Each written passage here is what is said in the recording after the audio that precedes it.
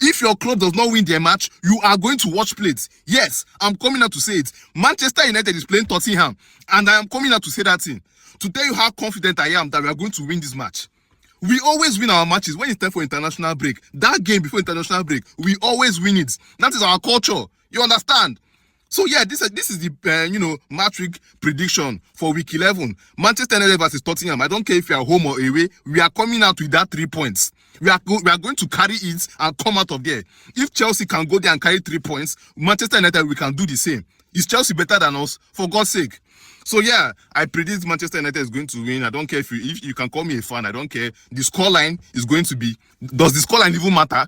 It's the 3 points that matter. But if I say scoreline, I'll say we win 2-1. It's going to be a close match. You know what I'm saying? The only people to blame for Manchester United dropping points against Tottenham is Manchester United.